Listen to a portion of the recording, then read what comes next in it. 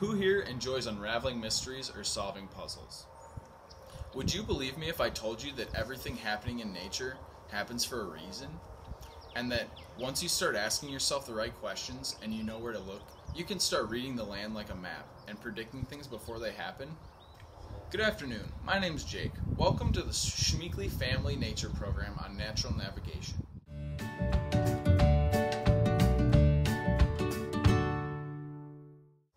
From playing in the woods as a child, to training in environments all around the world with the Marine Corps, to teaching people about nature as an environmental educator, I've spent a lot of time in the woods. Recently, I've picked up a new hobby called natural navigation. I wish I'd discovered this years ago because it's completely changed the way I experience the outdoors. I've recently discovered this practice once I began reading books by the author Tristan Gooley. He's an adventurer who's done many things in his life. He's led expeditions on 5 continents, he's climbed mountains in Africa and Asia, he's walked with and studied the methods of indigenous people all around the world. He's actually the only person alive who's both flown solo across the Atlantic and sailed single-handedly across the Atlantic. So through his books and his online materials, I've been able to learn a great deal about natural navigation.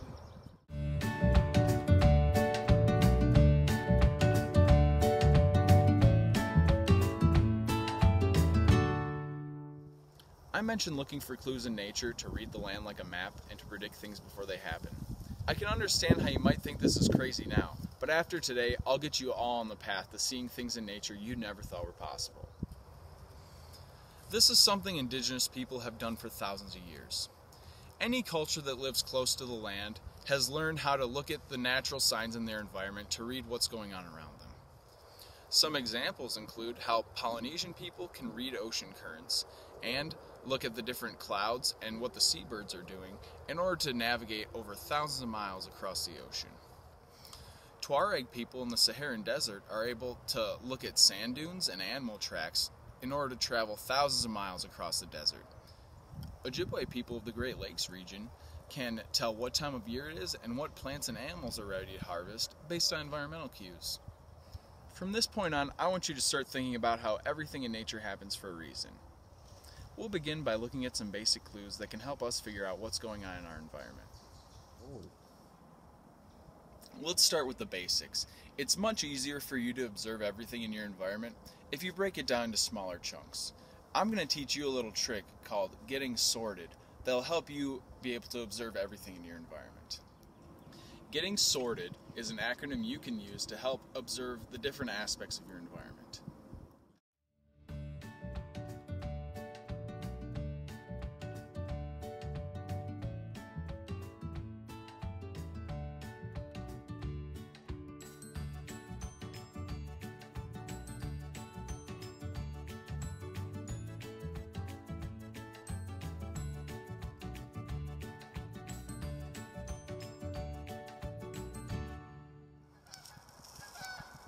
By.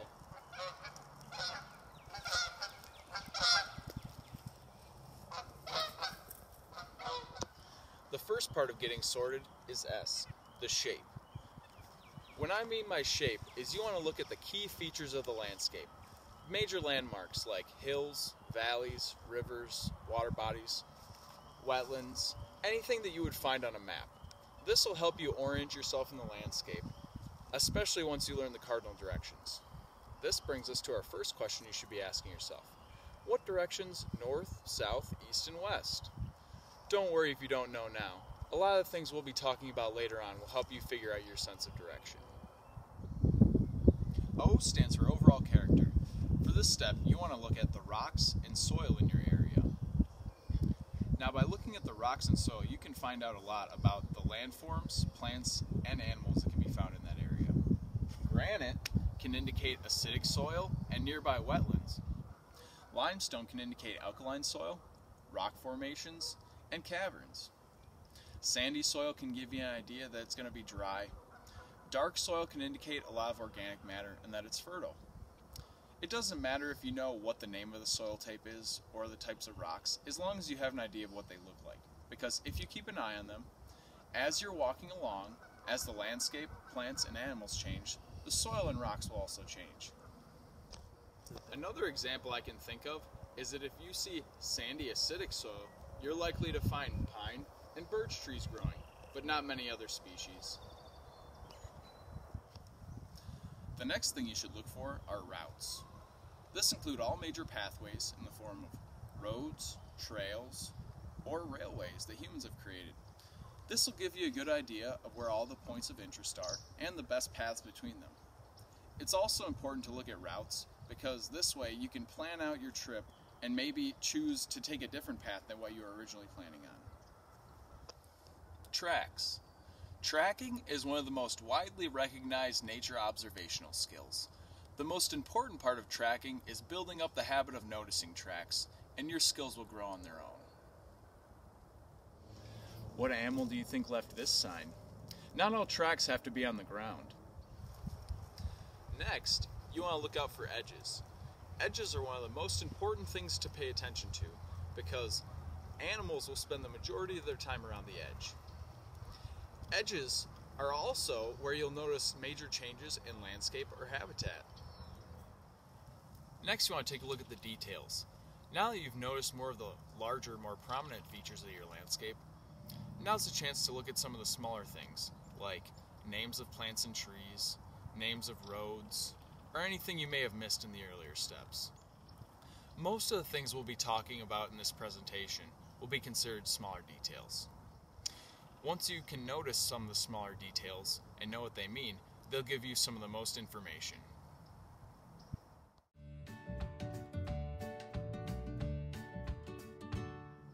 So in review, to get sorted, you want to pay attention to the shape of the land, its overall character, the routes, the tracks, the edges, and the details. Once you start noticing these things, it'll be much more difficult for you to get lost. And once you start seeing these smaller clues, it'll help you paint a much clearer picture of the landscape around you.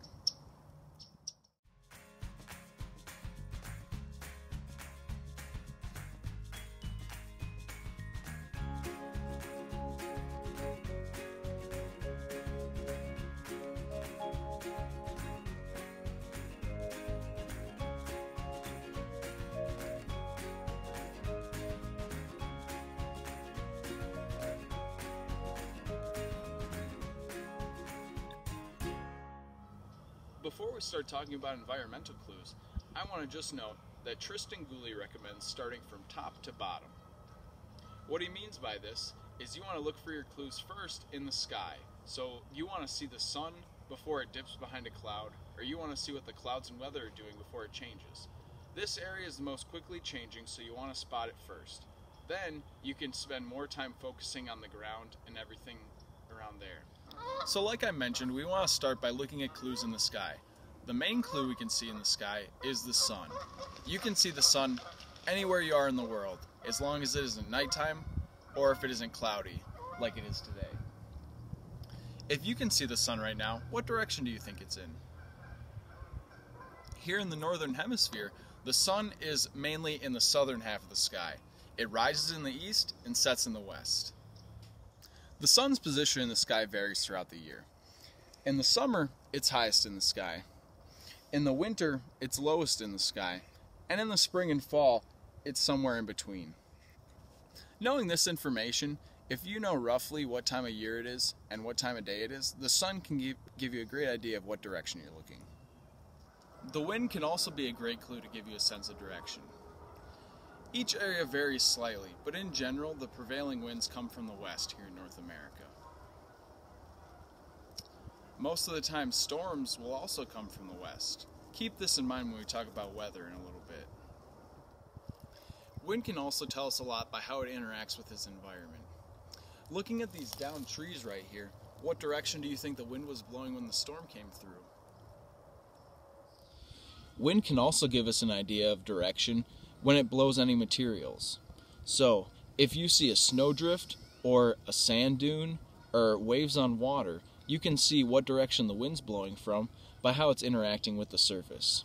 So, as you can see here, we have a long, gradual slope. This is the direction the wind is coming from.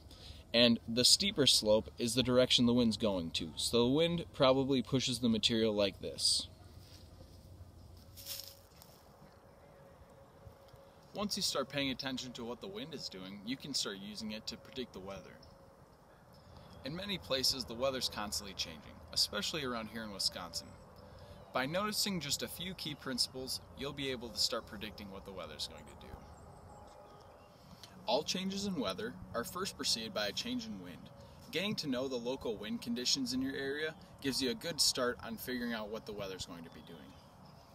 Wind can be classified into two types: local winds and weather winds. Local winds result when a local landform, like a body of water or a mountain, influences the local wind patterns. An example of this is when the sun shines on this lake. The air above the ground will be heated up more quickly than the air over the water. When the warm air over the ground rises, the cool air from the lake rushes in to fill the gap. This is why you can usually feel a cool breeze coming off the water. The weather winds vary depending on atmospheric conditions. Now there are two types of weather winds. There are the upper weather winds and the lower weather winds. The upper weather winds you can see because they move the clouds across the sky. Think of these as the parents walking steadily along. Think of the lower weather winds, the ones we can feel and see blowing the trees, as the unruly children being dragged along the sky by the upper weather winds, but still varying more drastically. The weather phenomena most likely to impact your day is a front. A front is when an area of warm air moves to replace an area of cold air, or vice versa. When a front is moving in, usually two things happen. First, the lower weather winds change in relation to the upper weather winds, and then the weather changes. Most winds we feel are circling around a low pressure system counterclockwise. So if you feel the wind pick up, put your back to the wind and point to your left, and you'll be pointing towards the center of the low pressure system. If this is a low pressure system spinning counterclockwise, and you put your back to the wind with your left arm out, you'll be pointing towards the center of the low pressure system. No matter where you are around the low pressure system, as long as your back is to the wind and you're pointing to your left, you'll be pointing towards its center. So, when you're standing with your back to the wind and you're pointing left to the center of the low pressure system, now we can get to predicting how the weather's going to change. Now I want you to look up and see what the upper weather winds are doing. If you look up and see that the upper clouds are moving from left to right, that means that warm air is on the way and there's an advancing warm front, which means that prolonged precipitation is probably headed your way too. If you look up and the clouds are moving from right to left, that means that colder air or cooler front is on the way and the weather's probably going to get better. If the upper clouds are moving the same direction, that means that the weather probably isn't going to change anytime soon. This is called the crosswinds method. An easy way to remember this is if you're standing with your back to the wind and looking up at the sky, if the upper clouds are moving from left to right, something's not right.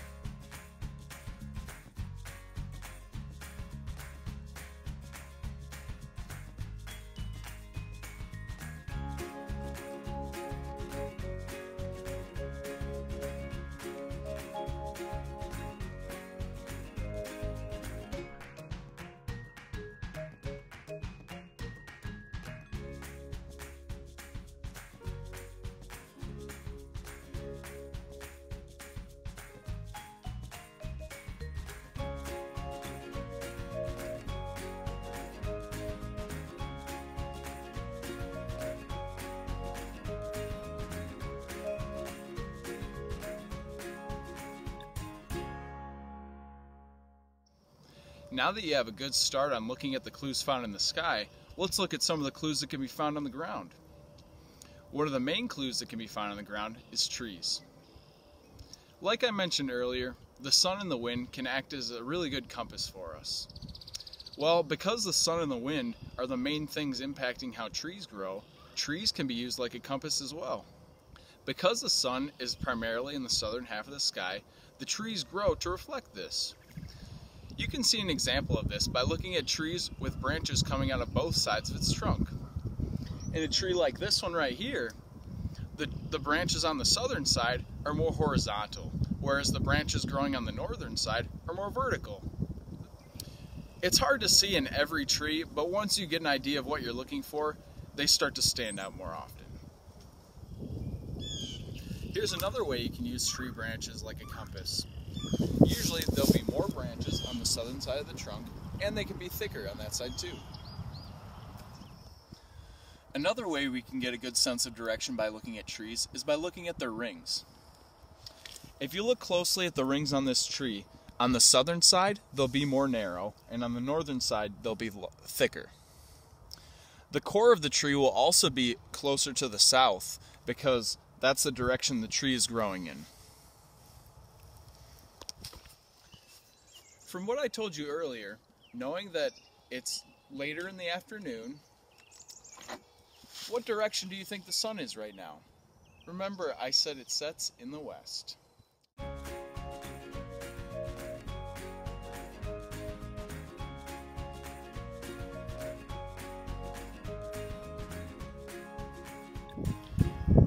Trees can also be used as compasses once you know the direction of the prevailing winds. As I mentioned earlier, around here, our wind mostly comes from the west. So knowing this, when you look at trees, you can really tell that the wind's blowing from the west, so they'll be leaning towards the east. And you can also see this when you look at some of the branches on the tips of trees. Another indicator of wind direction when looking at trees is to see the branches on the windward side are usually more bent or thicker. So, by looking at all the trees behind me, you can get a pretty good idea of what direction the wind's coming from. To me, it looks like the wind's coming from the west, blowing towards the east. Besides showing us direction, trees can tell us a lot about the soil conditions too. Trees require specific quantities of nutrients and water to grow. So, depending on what the soil conditions are like, will change what types of trees are growing in the area. You're likely to find the same trees growing in wetlands in one spot as you will in another spot. And once you walk out of the wetlands, you'll probably notice that the trees change as well. You don't need to know exactly all the species of trees that grow in each spot, but just keep an eye out for what trees are growing near you and see how they change as the conditions change.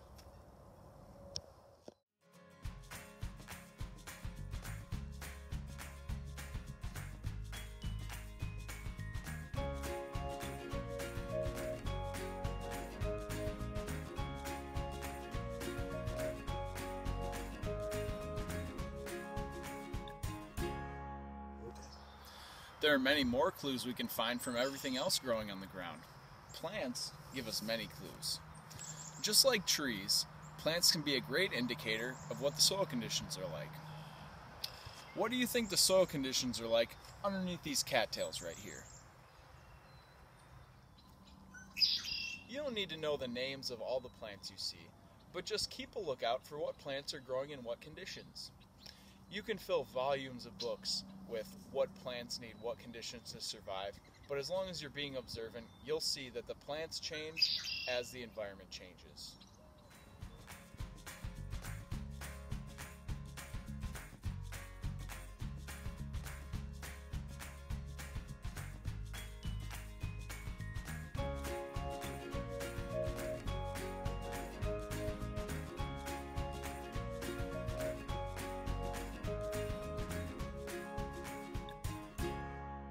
There are many other things found near the ground that can give us constant clues about our environment.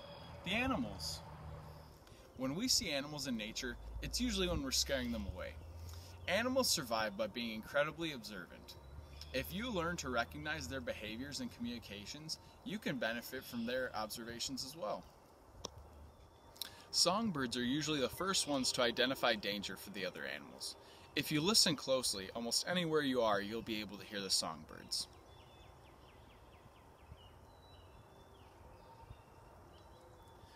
It's important to pay attention to the sounds they're making because almost every sound they make can tell you something about the environment.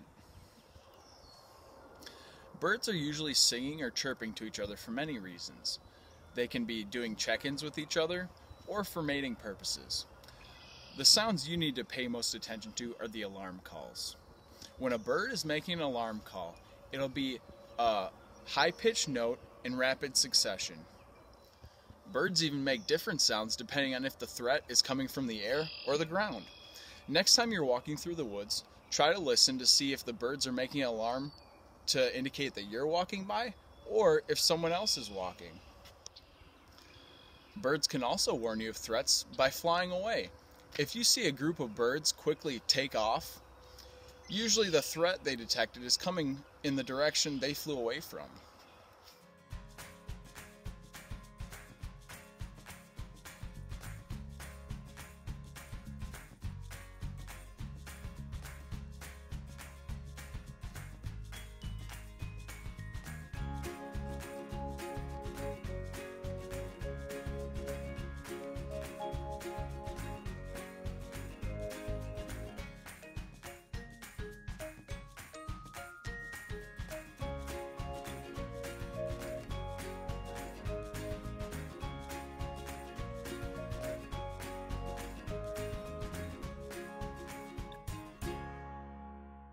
Squirrels are another great animal to look out for on your walks. They can indicate threats to you, or they'll just yell at anybody who's passing by. If a squirrel makes a series of short chirps, it's usually from something on the ground that they're interested in, and they'll make a series of longer chirps if they detect a threat from the air. Squirrels are also just really fun to watch because they have all kinds of silly hijinks. And squirrels will usually run away from anything that they see as a threat or think might be dangerous, which usually includes you. Here in Schmeeckle, the squirrels see a lot of people, so they're pretty friendly compared to squirrels you might see in other places. Like, I doubt that squirrels in any other place would let me get as close to them as this one is here.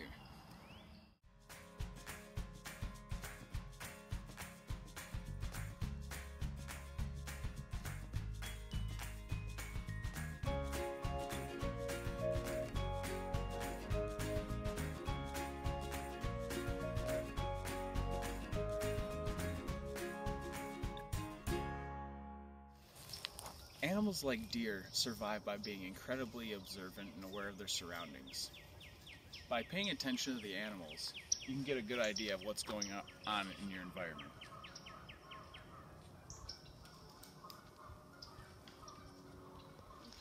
Ooh, good footage of them being spooked. Deer's white tail is basically like a warning flag that they're using to tell their friends, watch out.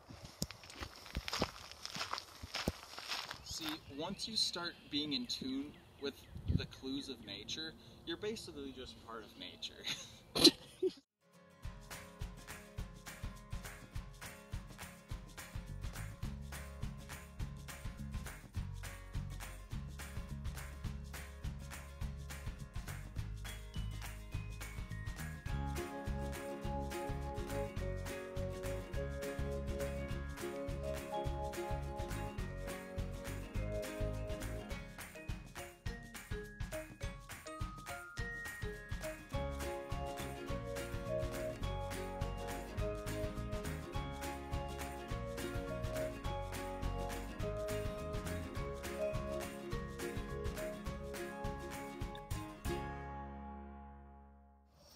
So as you've all seen today, there's a lot of things going on outside that can tell you a lot about your surroundings if you know what questions to ask and where to look.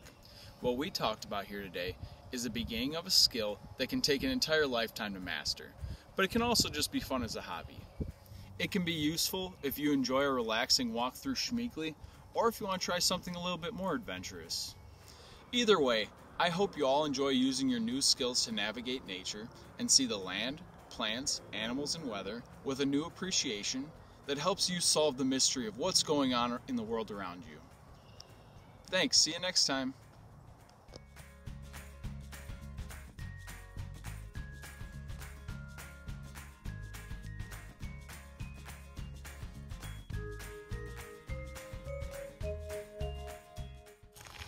Hey dears. Dude, nice. That was good. I like it.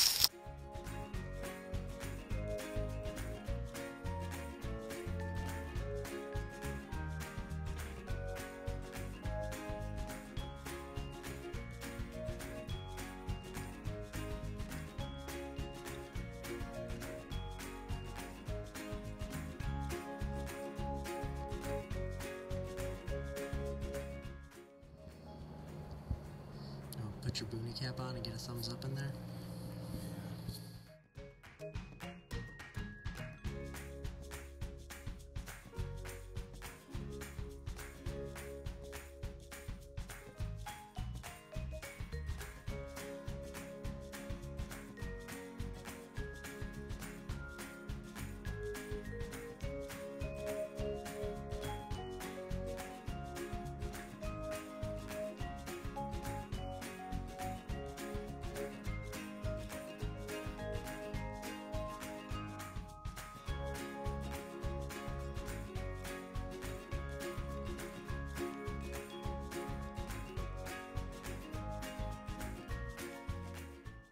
Still posted up there. What a guy. Come on.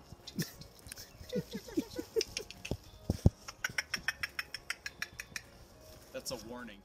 Yeah, he's like, stay away. Okay. I don't know what to do about the squirrel. He's just sitting there. Like, I wish he would run away, right? Like, I wish he could be like, they can warn you about threats, just not at Schmeeckle, because they don't care. Let's see how close I can get. Yeah, alright.